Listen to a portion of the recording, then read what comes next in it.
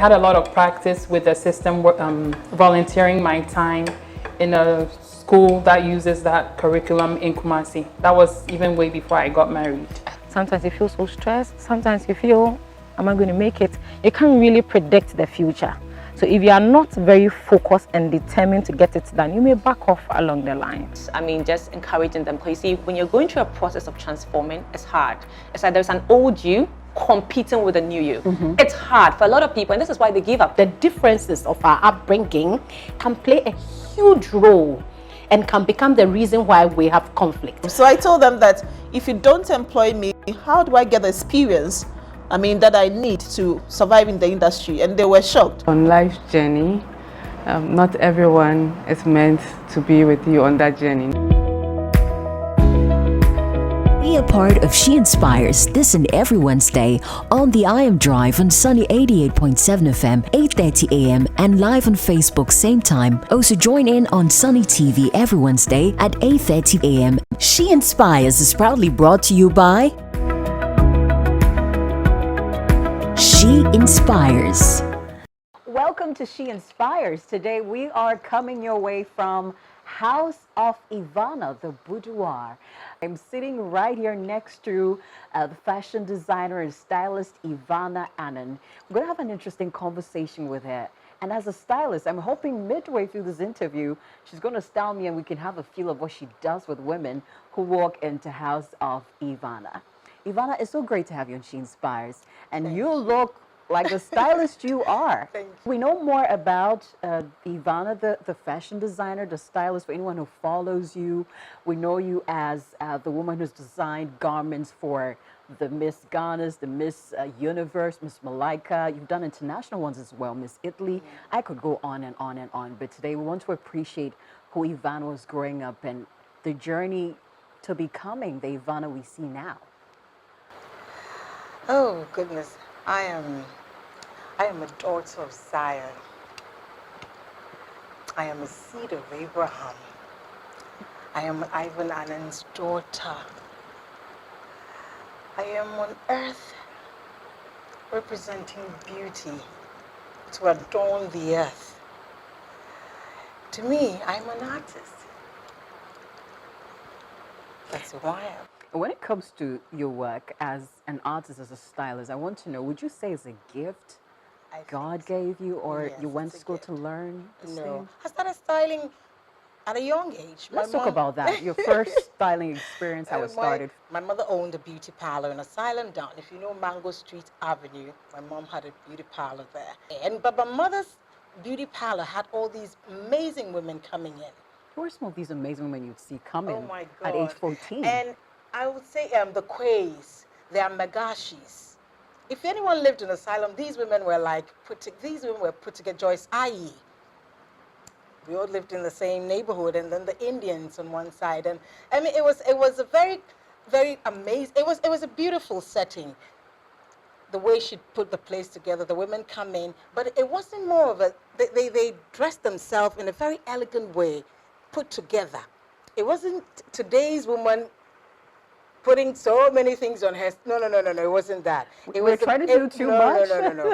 No. And by my mother's closet was where it all started. Putting my mother's clothes together. And there's a story where we had a house help that goes to the market, and every now and then I have to dodge and go with her because we're not allowed to. I'm not allowed to. And then she'd have to. We call it chobo.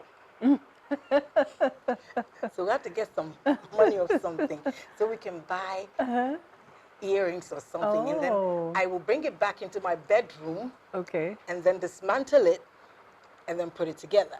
Oh, you would? Yeah, dismantle it, put it together. But when I'm putting it together, I put it together in a different way. Wow. Then I get something different out of it.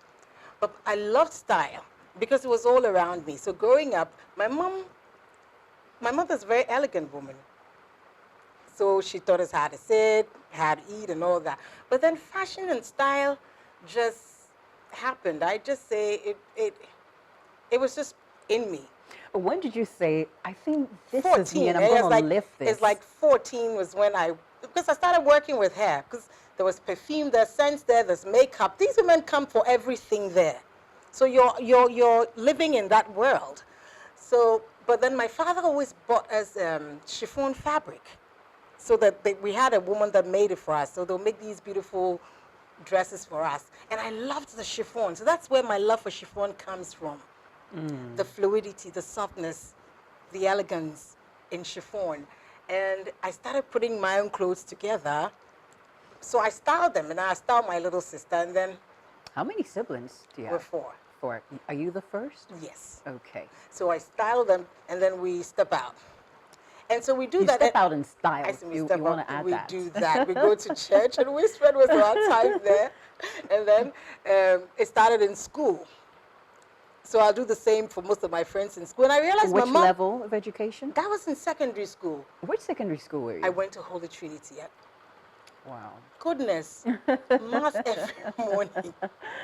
I will never forget the way Justice Ayi, may her soul rest in peace, will pick me up every morning. So she calls me in class 1, baby. She takes me to school every morning. You seem to have had a whole community beyond mom and dad. Yes. Raising you. Yes. So getting back to when you made a decision that this is the life I want to live, a That life was of after fashion school. design.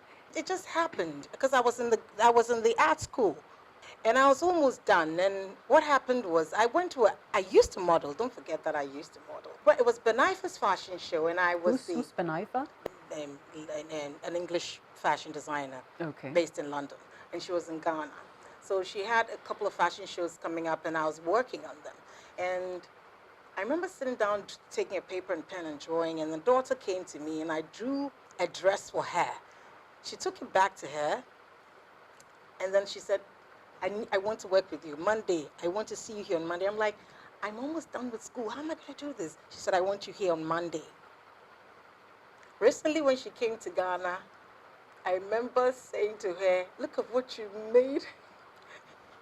And because she said, you made it yourself. Because that day you drew, that thing. That was it. That was just the beginning. My best friend, Baby, she was the one that I went to her and I said, baby, I think I'm always drawing, but then I can't sew. She said, okay, let me just teach you how to make a skirt and a dress. Then working, back then too, I would go to Ghana Films because I work part-time with my dad. Wow. So I go back to Ghana Films, and then working in the wardrobe department, the money I earned there, that's what bought my first machine. Oh. My first single machine, which I still own. Yes. You still have it? I still have it. Oh. Yes, so my first job was on Miss Ghana. One of my friends just came to me and said, they want red cocktail dresses for Miss Ghana. Red cocktail Yeah, dress. the ushers had to be in red cocktail dresses. The cocktail dresses, it's a style. It's a style. It's a tea-length Okay. dress. Okay. So they wanted that for the ladies and made out of lace. And when the guys brought it to me, some of my friends that were working with Geddy, and Uncle Geddy said, oh, then that's how it all started in 1994. And I made those dresses, and that was the beginning. It's been very challenging too. So I remember working in Libya, You've worked in Libya. working for Gaddafi, and I remember Gaddafi? Yes. What were you doing for Gaddafi? organizing the AU summit in Libya. We were there for a month. Living Wardrobe yes, for a month. work? No. I'm a creative, so I'm working on that, getting all the team from here, working together with Fusena Baja. So we're getting people for music, film. It was a complete thing, and then getting almost 30 girls from every country for a fashion show. That was a huge one. Yes, a very huge one. And you know Gaddafi, you know I mean, I read about him. You know how he likes to splash, he likes to spend the money. Read So about him. It was an amazing, working there for a month. I was there with the whole Ghanaian team. We're a lot. A whole plane came for all of us. Wow. Yeah. Yvonne, what's a day in your life like? Oh my God. Yeah, can I you wake break it up down in the for us? morning. I just love to spend time. I just need my download. I call it love letters. Yes, my beautiful conversations with God. So I love to write to Him, and I love to listen to Him. And I love it when He just tells me something, and He just says, goes to Songs of Solomon, and then He likes to shower all this love on me in the morning. Songs of Solomon Oh is my some God. place to go to, Ivana. Then I have my kick for the day because he's my husband and my maker, as he says in Isaiah 54, verse 5. So I take that first. I need to go there first and get my download.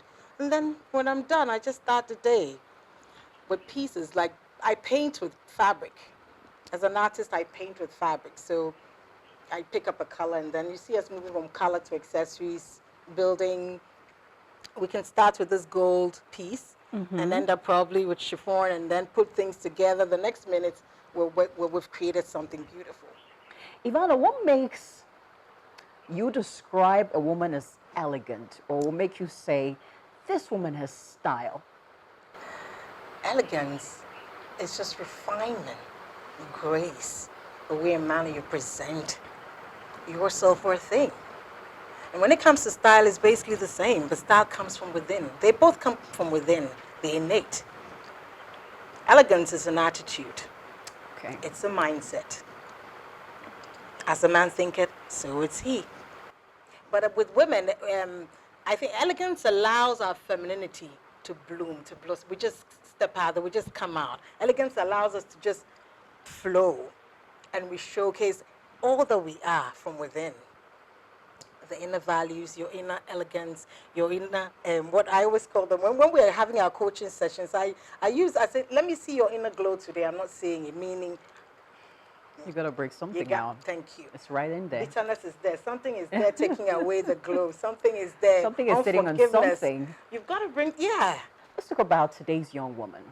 You, with your background and your understanding, when you see what some of today's young women come out looking like, how do you feel when you can sense this should not be how a woman... There's something going on in this stuff. Not just the word that we need. We've taken elegance out. We've taken glamour out. These are all lost art. Glamour is something that's pleasing. God loves everything that's pleasing. He created it pleasing. Women pleasing. The tree, the trees, they're all pleasing. We've taken elegance out, glamour out. We've taken, beauty. And all of that, they all represent God. Yes, they do. But when it comes to, the church will even say, you can't put curtains that drape. Let it drape beautifully. You know I like where you're going. Yes, so we got the order, the elegance, the place. Okay. Everything has to be in. God loves order. But it looks like now today's woman is not dressing in order.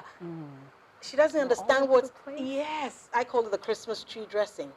What a way to describe it. Oh yeah, because there's something here, there's something here, there's something there, there's makeup here, there's highlighters here, there's something everywhere. I guess it's called standing out. I like the look on your face. Standing out. The woman stands out, not the dress. The woman in the dress stands out, and not the dress. It shouldn't overtake. I mean, you just have to stand out. You're talking, the way you sit, the way you do everything will just sell you. Can you share with us 2 or 3 things you'd say are pointers, a few things we may be getting wrong when it comes to presentation as women? Elegance, glamour, femininity, poise, intelligence, all the things that make us who we are as women. It's very important to know. And today, all this is lost in the society. We need to bring that back. So these things can be taught So it's to the you're us. fearful. It's What's an the art. You're fearful is a beautiful woman. Oh. So as a woman, we're grooming women behind the scenes, and we've been doing it for years. It started with women in pageantry, and today we're grooming women on corridors of power, grooming other women, even housewives. Because your dressing comes from within, and then it comes out there. So first, knowing beauty, understanding beauty, celebrating beauty, embracing it, all the curves, everything that is you. You still have to, you have to know all this first, and then you bring in elegance. How am I going to present this? And then there's style. Who am I? What can I wear? What can't I wear? So okay, now femininity. I'm a woman. How do I present myself in a feminine way? It's all, femininity is your essence, so it's part of who you are. This is She Inspires with Ivana Annan, fashion designer and stylist, and we're getting to hear So much about fashion and styling today on the show, and I'm excited about that. I'm sure I'm going to leave you a transformed person after this conversation with Ivana. Thank you to our sponsors. Saraban, thank you for this beautiful outfit. Also, Ajile Jewelry, you can check her out at shopajile.com. In fact, you can find Saraban inside Kanda. Also, thank you to First Choice Hair and Beauty, Secure Pill, Duffy's Health and Beauty. Stay with us right here on She Inspires. We'll be right back with more from Ivana. Duffy's or human you. Duffy's or human feminine mischanty. A massa bosomene so Emma. Ye bui and sayente ya ubia. A san siesi man kasa. Duffy abusiana ekese. Intie dia man for comfort and nupano. Duffy's shower gel. And po na money. You wotuntum dear. And a cocoa dear. What did Jaria? A man natural look. Mensu de misu Duffy's feminine cleanse and a capsules ne sie me. E ma me ntin carbon bia me Jimmy hu dia nkasa. Duffy nupano. And what dance here bebre. Duffy sana. Abama ye nyina. Enkratoi FD ahwehwema gya tum say ye.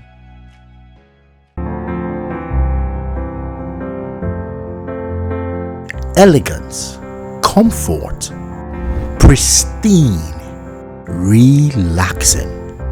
Welcome to Hotel Kasavere, located in the heart of East Legon, Accra. Perfect home away from home. With incomparable attention to detail, we have mastered the unique culture of Ghanaian hospitality. Treat yourself to delicious local and continental dishes from our 24-hour restaurant and take a cold swim to relieve your stress. Call Hotel Kasarere today on 0540 348876 for a truly royal experience. Hey, stop! You little man, just see him go. This baby can run all day long.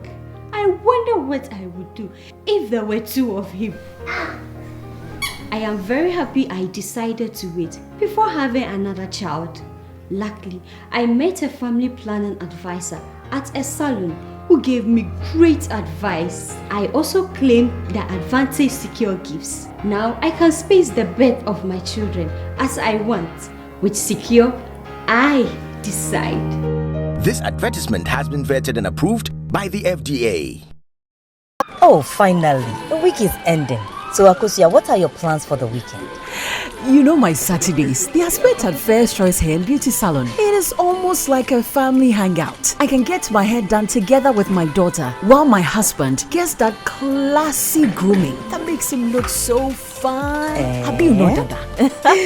Then we sit together and have a mani-pedi session while we just talk and sip on some juice. We all head to the spa for a relaxing massage. It is all about pampering ourselves, so Cynthia is the #1 stop shop for your comfort in beauty for the whole family. They are into beauty supplies as well, nail extensions. And when my in-law is in town, we take her along to select the latest wigs from the Asana Care collection. Variety Pani. Hey, sir. Yes, locate First Choice Beauty Salon on the Spintex Road, 200 meters from Zenith Bank. Call 0244 370 894 or WhatsApp 0249 970 407.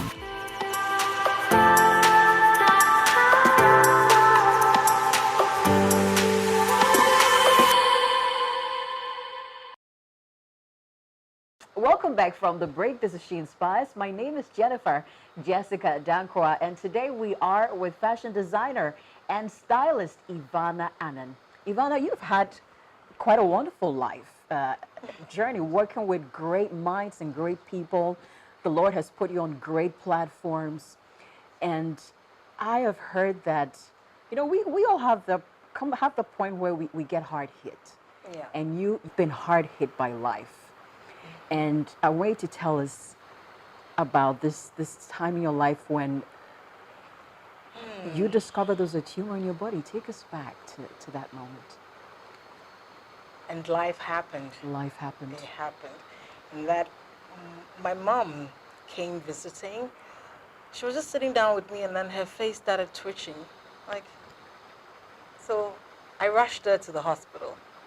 And when we got to the hospital, to her doctor, And I was just having a chat with him. I said, these days I get a lot of gas. I think I feel bloated. So he just said to me, we just said, oh, go have a stomach scan. You never know. And so I called my dad, and then he booked, and it was Akai House, Dr. Odwe, and then I went in, where the stomach scan, blah, blah, blah was, and then when I was lying down, when she was scanning, she just stopped. And then she went upstairs and came back. So, and I remember when we're done, they gave me the results. It was, all I just saw was just giant tumors, blah, blah, blah, giant tumors, and it had some name. When he did the, because I did my own research, I took time. When I found that out, first I went to God. When I took the envelope, I drove straight to church, and I put it on the altar that, God, you didn't create me with any tumors. Whatever it is, it has nothing to do with me. How many years back are we talking about? We're 7 now. 7, yeah. 7 years ago. Yeah. 7. We're in our year of perfection. In Jesus' name. Yeah. And today So you took that to the altar. I told God that this is not for me. But I came back home. I didn't tell my family, didn't tell anybody. Nobody. It was a journey between me and God. My healing scriptures. I had to prepare my body. I did the second scan. I went to another doctor. I went to a third doctor. All of them thought they were some thought they were fibroids. But in the first, for me, I don't have, whatever it is, I don't want to know. It's not in my body. And then I had my vision board. Then I started pasting. I already have scriptures on already, so I pasted a lot of scriptures on. And then preparing myself for surgery. The third doctor told me that you have a 9-month baby in your stomach, in your upper part of your body. How's that possible? Yes. In your upper part of your body. So we're going to cut you this way. Only to find out there were 21 others. So 22 tumors. And till the doctor had asked you to go run the scans, you didn't feel awful at all apart from the symptom you mentioned, the gas. Yeah. That was all. I felt bloated. That was all. And I will not forget, when I was preparing, I was standing, I'll never forget that woman. I always say she's an angel. There was a woman? Yes, that woman. When I was preparing was it a week or two to surgery, I was still going to work. And by this time, still nobody knew about this? Not even my workers, not even nobody. Your parents? No. Tell us about this woman, Ivana. And then the woman just stopped and she tapped. She was with her daughter at the event. It was a fashion event. And she just tapped me on the shoulder and just said, so I thought she was a customer. And then she said to me, I'll be coming to your place.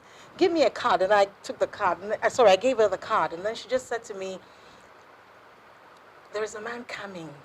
He will fight for you. Don't worry, he will fight for you.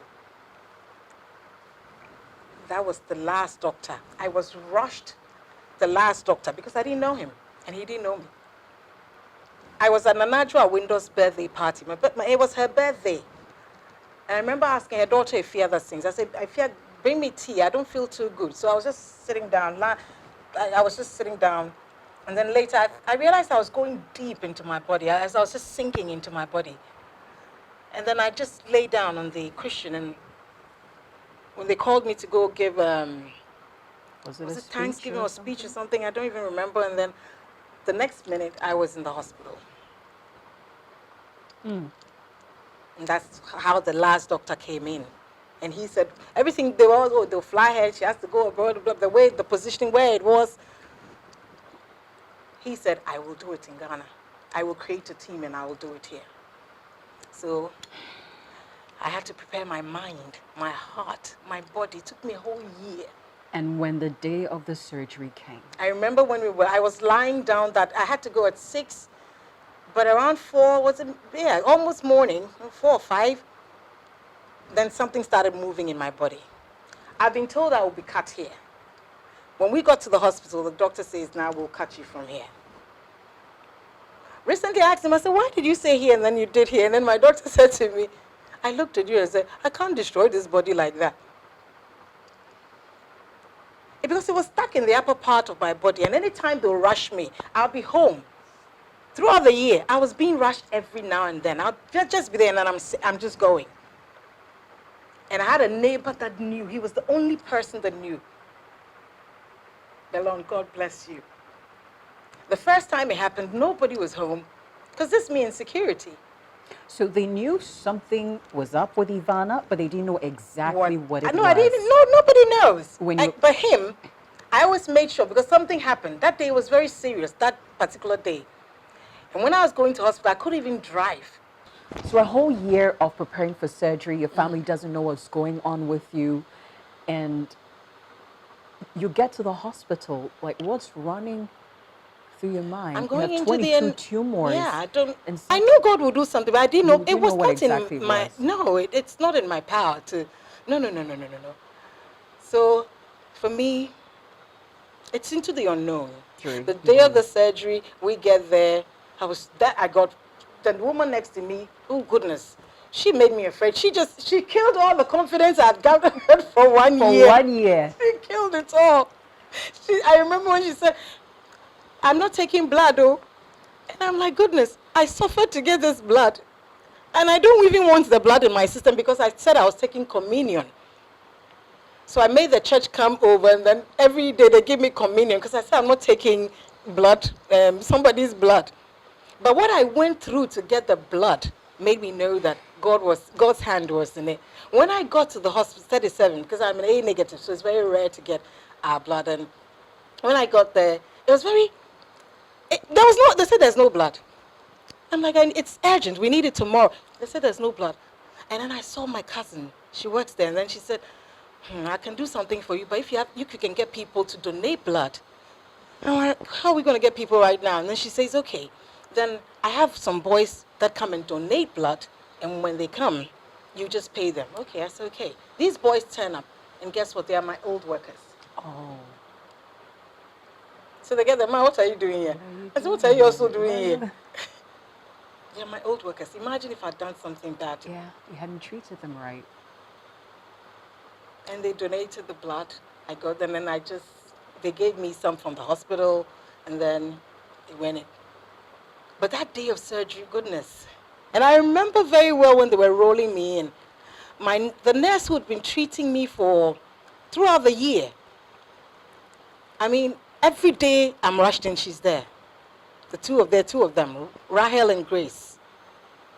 So I had Rahel and Grace. I always say I had Grace by my side. I'm telling God that, Lord, you say you give me, okay, so you give me these women. These two women are always there for me. The guy that comes to draw blood every day, Ruben, he's always there.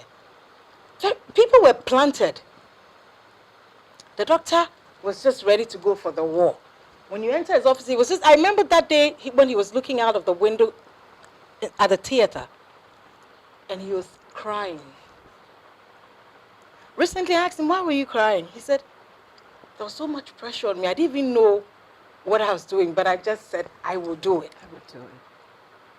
So the other doctors, where you've been to, and I will do it. Relative, how long did the surgery take? A whole day. A whole day? Yeah, because I came back in the evening. My mom said I was rolled back in the evening. And I finally woke up on the third day.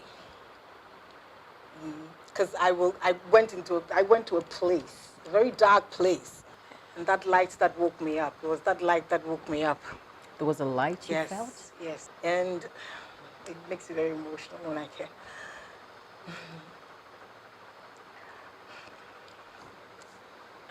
We serve an amazing God. Because what you do with him in the closet, he showcases himself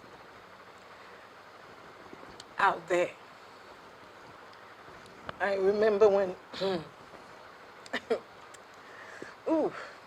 and when I was crying the hospital down when that woman, she owns the hospital, when she came into the room, because I had a private room.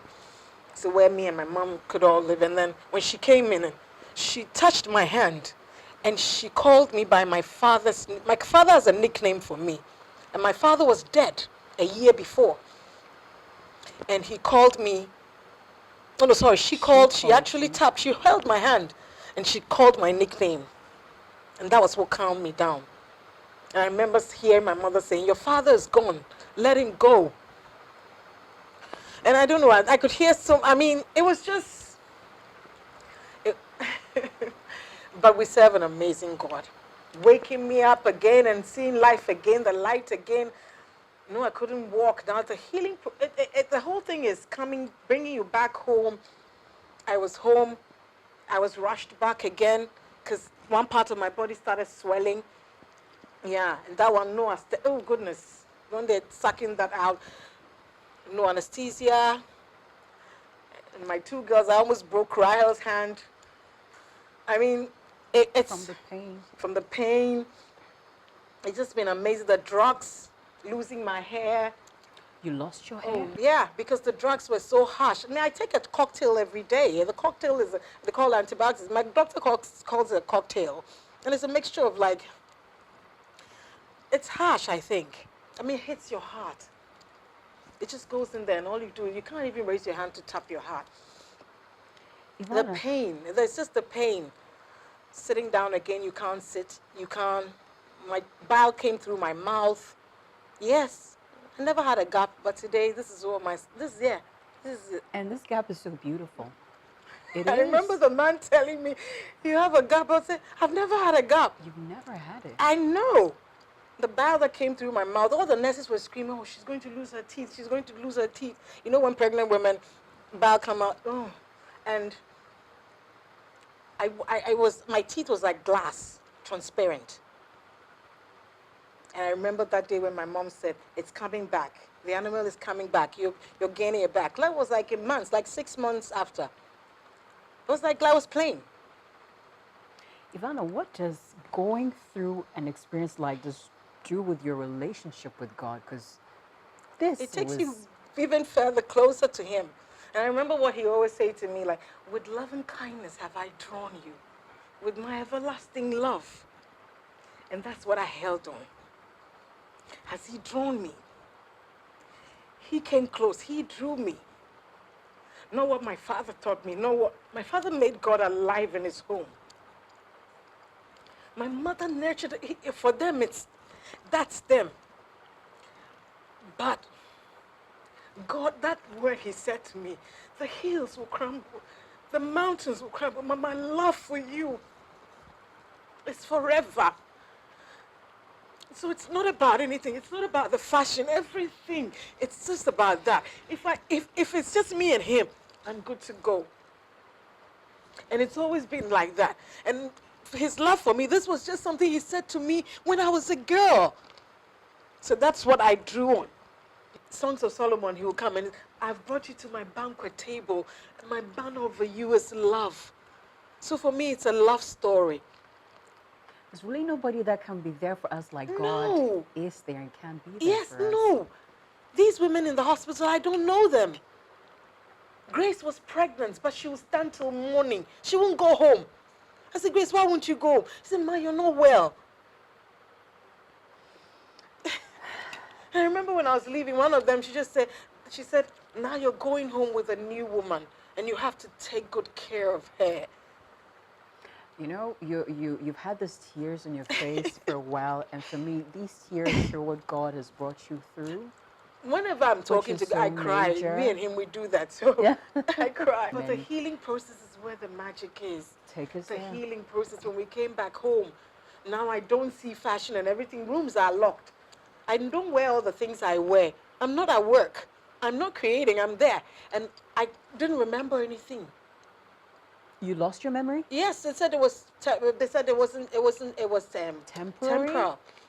You lost your memory. So for how long? Sometimes, yeah, it was like that. And then I remember what he said to me, that you will not remember the former. Everything was written. It was on my vision board. You will not remember it. I can go to church and someone say hello, and I'll look at them, and And then when the name comes, and then it just comes up, then the story just comes up. Pasting pictures. I have an 8x4 vision board in my bedroom, so I have scriptures and work and pictures and everything that had to do with me, my life, the people I work with, everything is there. What I want, what I envision, what I want for next week, I pasted there. And that's how I started seeing myself all over again, from my childhood, my pictures, and then that's how it all started coming back again. And God will even show me how He's rescued me out of a lot of stuff. This is She Inspires with Ivana Annan, and we're going to have to wrap up. But yes, before we do that, she's going to style me.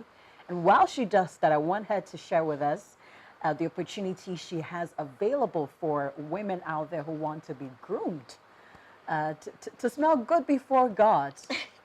Yes, so every woman is a queen. Every woman is beautiful. And we are God's queens. So that's how it started. And helping myself, the natural stuff, we started with the etiquette class, which we've already been doing. So it looks like whatever we've been doing before, which is our the presence, poise, and the preparation, poise, and presence sessions, is just refined in a better way, in a good way, in a very glamorous way, but for God. Ivana, your story for me is a great testimony of what God can do in our lives. And I'm so encouraged just hearing you share this, and I'm sure our viewers and listeners are encouraged also by this testimony. So thank you. And thank you to our amazing sponsors who make it possible to bring inspiring women like Ivana to you each and every week on She Inspires. Sarah Ban, thank you for this gorgeous outfit. Duffy's Health and Beauty. You want feminine products, skincare products, speak to our friends at Duffy's Health and Beauty. Also Hotel Cassowary, but today we're coming your way from a House of Ivana, the boudoir. That's where we're coming your way with She Inspires from. Also Ajile Jewelry, check her out on shopajile.com. She provides with my earrings. Thank you for joining us here on She Inspires today. I'm Jennifer Jessica Danko. I'll catch you next week.